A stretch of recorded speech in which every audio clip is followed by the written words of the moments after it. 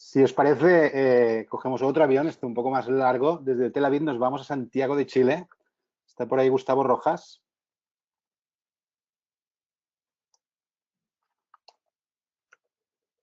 Estamos compartiendo la pantalla contigo, Gustavo. No te escuchamos ni te vemos, así que... Hola, hola. Ahora te escuchamos. ¿Cómo estás, Gustavo? Sí, mostrar mi pantalla. Dame un segundo. Sí, sí. Todo lo que quieras. Vale, vale. Míralo. ¿Cómo estás, Gustavo? Qué ilusión Bien, verte. David, muy Qué bien, ilusión. Os presento a Gustavo. Gustavo es ex Multiplica. Algo que se muere el de la vergüenza, pero es algo que siento. Es probablemente el mejor consultor que ha pasado en la historia de Multiplica. Ya llevamos 18 años. Así que vuélvete, regrésate, Gustavo, inmediatamente, por favor. Gustavo está, como podéis ver en su perfil, en BCI, liderando la área de User Experience. Ahora nos cuentas un poquito más y nos va a hablar de un tema en el que llevas algún tiempo ya pues, profundizando, que es el neuromarketing y cómo podemos utilizarlo como disciplina para ver cómo podemos mejorar las conversiones. Así que qué mejor que tú para que nos des esta charla, Gustavo. Bueno, David, nada, gracias, David, por la invitación y por esos halagos que estaba echando de menos. ¿Eh? No. Bueno, les cuento un poco. A ver, lo que hoy día preparé es un poco un gran resumen en 15 minutos, 17 minutos, no más que eso, de cómo poder trabajar un poco el tema de la activación del consumidor desde el punto de vista del neuromarketing. Y, sin más, un poco, cuando hablamos del neuromarketing, cuando tratamos de alguna manera de trabajar con el estudio de los clientes y tratar de profundizar en ello, algo que tenemos por base, que darnos cuenta es que la motivación de los consumidores ya no es solo una motivación funcional, una motivación simbólica, sino que también hay factores psicosociales que tenemos que estar atentos cuando hoy día trabajamos y estudiamos a estos clientes. Principalmente desde el neuromarketing se busca provocar la mente del consumidor con productos que realmente sean, primero, valorables por ello, segundo, que sean diferenciales, ya sea por su categoría, por los atributos que tiene o las mismas asociaciones que tienen los productos, y sobre todo que sean deseables. Es decir, que exista un gran interés y un interés en utilizar estos productos y por lo general que además generen y liberen ciertos neurotransmisores o generen un poquito de dopamina que nos permita asociar esta necesidad o estos productos con un sentimiento de satisfacción, de placer, etc. Y al centro, por lo general, generamos el UX Value, que viene a ser un poco el valor de la experiencia como un resultado final. Entonces, si logramos tener clientes que valoren lo que estamos entregándoles, que identifiquen la diferencia que le estamos entregando como producto y sobre todo que lo deseen, vamos a estar de alguna manera reclamando una posición competitiva en la mente de los consumidores y con eso de alguna manera vamos a estar hablando de un valor estratégico y el UX Value se va a relacionar y vincular plenamente con lo que es posicionamiento y la percepción de marca. Por lo tanto, ahí hay un gran valor y un gran desafío estratégico del por qué el neuromarketing hoy en día está asociado a toda una mirada de estudio consumidor y sobre todo de estudio más estratégico. Entonces, cuando hablamos un poco del neuromarketing y cómo activamos, lo primero que se nos viene a la mente es, bueno, si hablamos como tal, hablamos de en qué momento del viaje del cliente, en qué momento del customer journey, o en qué etapa al cliente debiéramos hoy día tocar un poquito esa cabecita o tocar un poco esa mente y agitarla y tratar de mostrarle algo distinto o algo que pueda ser algún valor para él. Por lo tanto, lo primero que nos viene a la mente es que el neuromarketing tiene que estudiar estas activaciones en cada uno de estos puntos de contacto o los distintos touchpoints que hoy día tenemos a lo largo de un viaje. Este viaje puede ser un viaje físico, como puede ser, como les ilustro ahí en un café, en cada una de las distintas etapas, o puede ser un viaje que sea totalmente online, o un viaje físico y online. El viaje va a depender de cómo el cliente quiera tomar el control. Lo interesante es entender que en cada una de estas etapas hay un touchpoint donde golpeamos esa cabecita de los clientes y de los usuarios y tratamos de generar algún tipo de relación. Entonces, cuando nos relacionamos con los clientes en cada una de estas etapas, lo que estamos haciendo es activar y provocar al usuario. Y esa provocación es ya sea para sembrar algún tipo de huella, para activar alguna memoria, para activar alguna memoria episódica, algún recuerdo pasado, evocar alguna sensación positiva u otro, que de alguna manera precondiciona al usuario cuando está navegando por nuestras páginas, está utilizando nuestras aplicaciones, realmente genere o se condicione positivamente a aceptar el producto nuevo que está aprendiendo, que está identificando, y con ello pueda, de alguna manera, avanzar hacia un proceso de conversión. Entonces, para poder estudiarlo en detalle, lo que desde el neuromarketing nos preocupamos es tratar de identificar ciertas variables, ciertas métricas que son clave. La primera, la valencia, identificar si lo que el usuario realmente está viendo le genera alguna sensación positiva, algún recuerdo positivo, algún recuerdo negativo. ¿Qué emociones? Algunas de las emociones básicas que puedan ser, incluso aquellas básicas que nos entregó el estudio de Paul Ekman, pueden funcionar perfectamente. Nos ayuda a resumir e identificar si realmente lo que le estamos entregando genera algo positivo o negativo. Carga cognitiva, ¿qué tanto estamos saturando a los clientes con tanta información que a veces creemos que lo estamos haciendo bien, pero en realidad el usuario quiere 1 o 2 acciones y ya está? Y por el hecho de que todo tiene que estar en el home y todo tiene que ser súper estimulante, etcétera, al final lo que estamos haciendo es perder foco, perder capacidad de poner una atención particular en lo que más nos interesa, y quizás por dejar felices al negocio, ¿no? Pero perdemos principalmente acción, que es lo que nos interesa cuando hablamos de conversión. La percepción de la marca, la actitud hacia la marca, la memoria, memoria desde el punto de vista de memoria asociada al producto, y también la memoria asociada a qué tan difícil puede ser utilizar una interfaz, o qué tan difícil puede ser aprender a utilizar una interfaz de manera habitual. La atención y las asociaciones. Todas estas de alguna manera son distintas métricas que nos ayudan a estudiar el neuromarketing con una profundidad, y obviamente desde el punto de vista del neuromarketing no lo podemos estudiar solamente con una entrevista, con mirar a las personas y ya está, sino que nos tenemos que valer de algunas herramientas. Y para eso, aquí les muestro una de las imágenes de un EEG, que de alguna manera lo que hace es identificar primero las zonas que se nos activan en nuestra cabeza, en nuestro cerebro, específicamente aquellas zonas centradas a las imágenes, centradas a la estimulación frontal del usuario, y las distintas ondas que se pueden activar asociadas a la atención, a la meditación, asociadas a la recordación, a la memoria de corto o largo plazo, etc. Y la imagen donde sale abajo es un eye tracker que básicamente nos permite identificar claramente dónde está mirando el usuario, pero sobre todo vincularlo con un análisis de pupilometría. Cuando mezclamos cada una de estas distintas métricas, lo que estamos haciendo es realmente identificar si el usuario está generando, por ejemplo, una carga cognitiva, una saturación, el usuario realmente se está interesando en lo que le estamos mostrando, o sencillamente el usuario está mirando por mirar y ya, y sigue avanzando. Y en nuestro test de usuario, sencillamente, se nos pasa como un usuario más que puede que no hayamos podido inferir si es que realmente estamos haciendo una buena solución. Entonces, la gracia es que desde el punto de vista del neuromarketing podemos mirar al usuario realmente qué es lo que le provoca, qué es lo que genera, qué es lo que impacta realmente en él, y desde ahí poder profundizar para poder identificar si es que, por ejemplo, una página podemos hacer ciertos ajustes para mejorar la conversión o no, o si esos ajustes realmente son positivos, los valora positivo o no. Pero en esta ecuación lo que estamos quitando la variable opinión, la palabra que al final nos termina diciendo que los usuarios nunca nos van a poder decir la verdad cuando los entrevistamos o les preguntamos qué tal va una web. Entonces, para poder entender este modelo, lo que tenemos que entender es que todo sucede en la mente, y esto es mágico, porque al final todos los que consumimos, cuando estamos pensando en no sé, en un viaje, estamos pensando en las vacaciones que vamos a hacer, en el siguiente producto que nos vamos a comprar, quizás el nuevo teléfono, etcétera, todo sucede en la mente.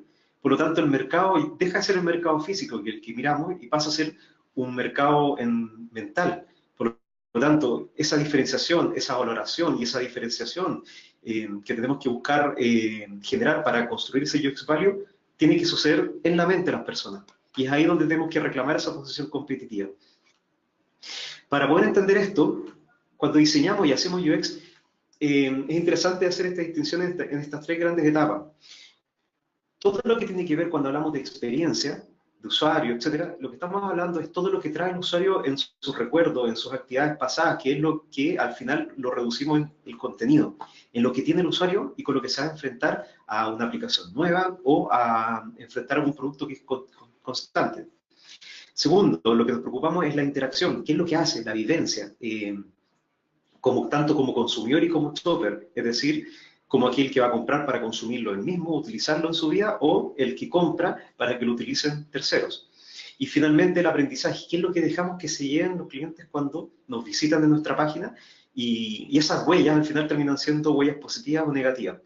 Por lo tanto, cuando entendemos que este ciclo es el ciclo constante, nuestra preocupación aquí es estudiar qué es lo que traen los usuarios, con todas sus creencias, con todos sus juicios, prejuicios respecto a la marca, respecto al servicio, cómo vamos a crear una experiencia desde el punto de vista de la usabilidad perfecta, y finalmente qué es lo que queremos que realmente se lleve. Para eso hay un modelo, que es el modelo que les estoy tratando de incorporar, que es el modelo de activación. El modelo de activación tiene que ver con cómo llevamos a la atención a los usuarios desde un punto de vista de estímulos visuales, que para eso son todo el desarrollo que tenemos a nivel de UI, de gráfica, de uso de recursos audiovisuales, video, etcétera, o una mirada más del top-down, desde lo que yo tengo en mi mente, qué es lo que tengo que empezar a concentrarme para poder focalizar y poder comprender un producto. Cuando hacemos este balanceo, entendemos que cuando lanzamos un producto nuevo al mercado, tenemos que entender que hay usuarios que van a entender lo que le estamos entregando y va a ser muy fácil digerir esa información, y por eso van a convertir más fácilmente, versus otros que necesitan de a poco ir sembrando pequeños aprendizajes para que en múltiples visitas, a la visita número 10, recién ahí, ya con esa mayor comprensión pueda tomar una decisión de compra. Entonces, es un modelo que de alguna manera nos invita a poner atención en qué es lo que estamos hoy día diciendo y estamos construyendo en nuestras presencias digitales como contenido para poder persuadir y convencer. Entonces el modelo de activación se basa en 4 grandes etapas. La primera es provocar.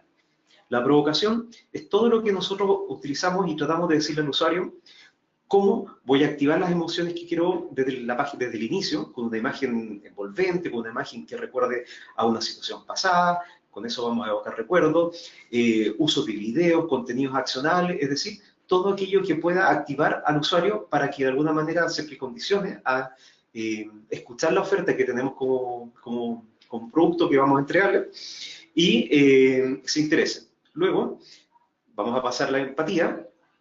El empatizar es, si primero lo activé, ahora lo tengo que llevar a la mente. Y para llevarlo a la mente, tengo que buscar recursos que sean conocidos, habituales, cercanos a su realidad, cercanos a su historia. Y por eso es tan importante estudiar a los consumidores en su hábitat natural, donde realmente consumen, para entender sus patrones, entender sus esquemas mentales, que son los que al final nos conduce a entender qué tipo de contenido tenemos que llevarles a través de alguna interfaz.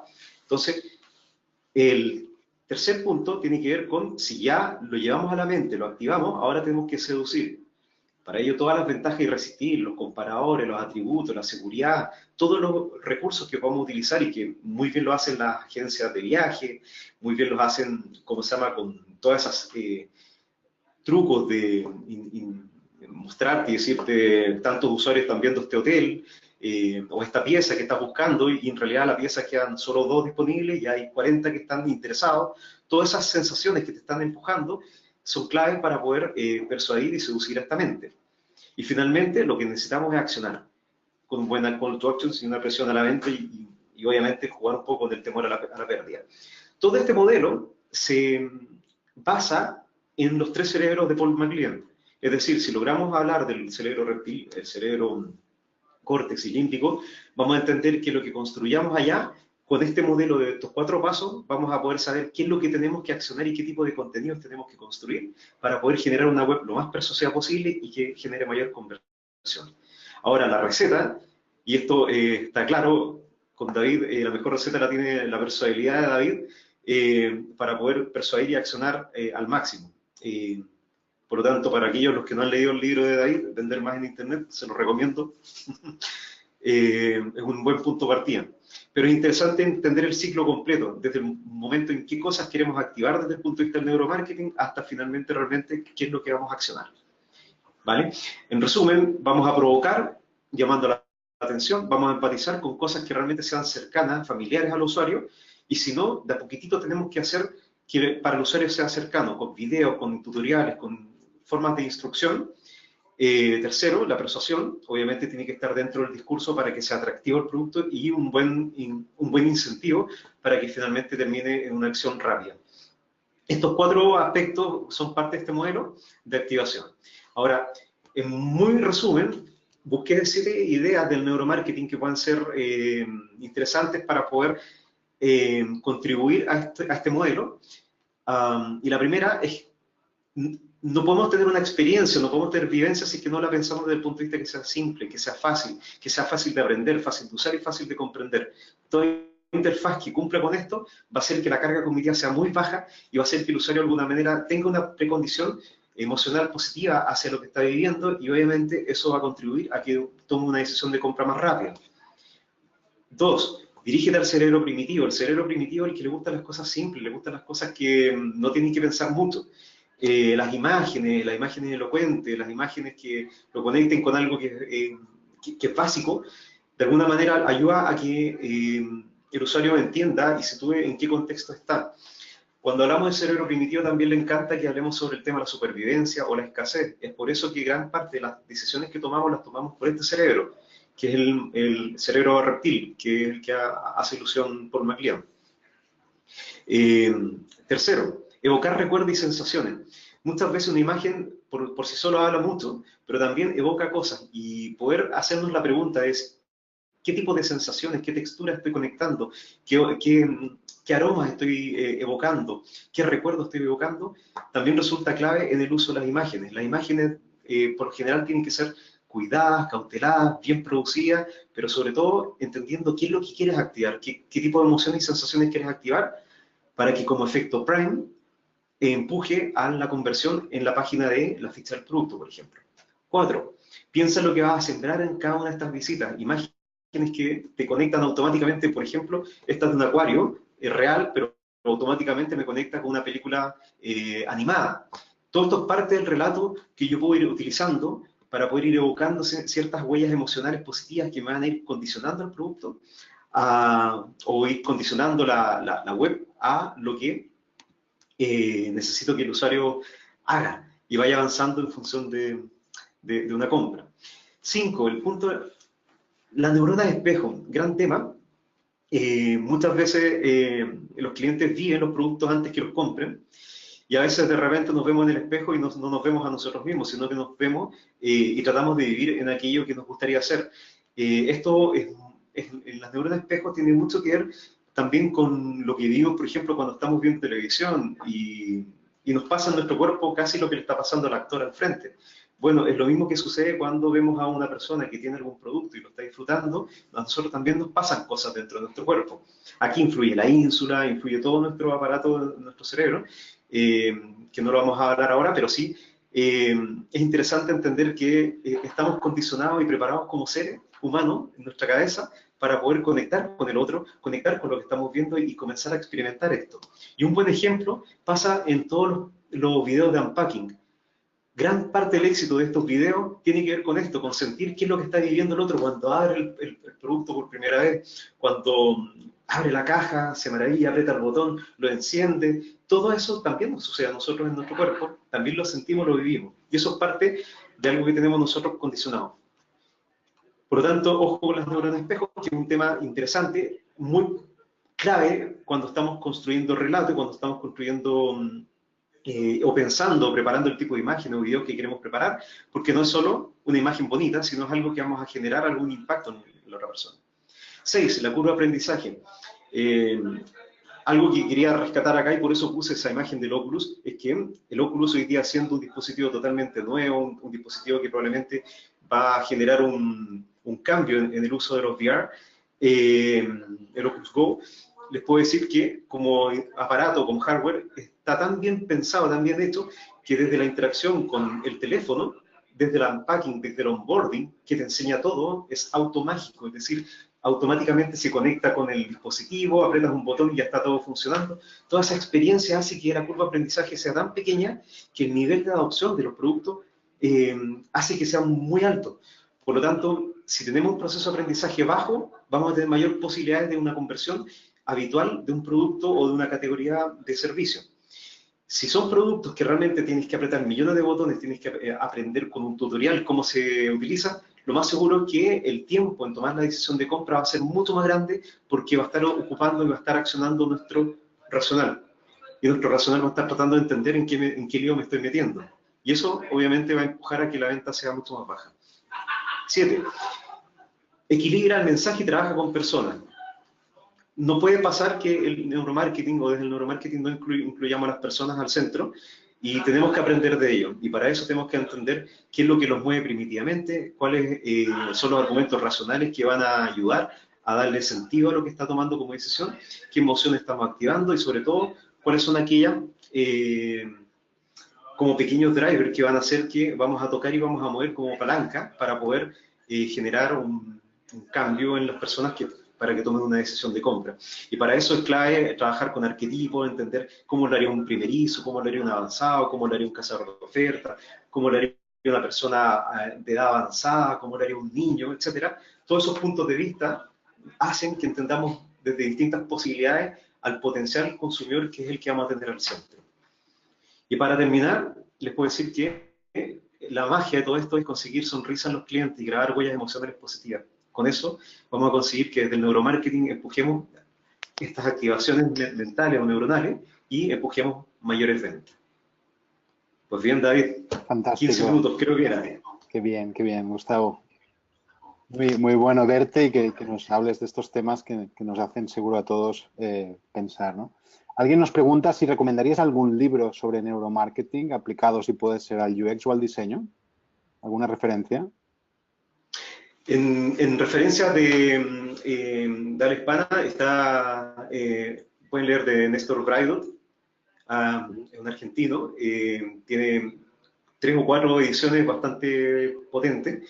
Hay uno de neuromarketing de Néstor Braidot que se los puedo recomendar. Giacomo Resolati, también busquen literatura de Martin Lindstrom, que eso ya... Weology, que son libros bastante potentes donde habla mucho de toda la generación de dopamina, de neurotransmisores cuando te vas de shopping, ¿no? Etcétera.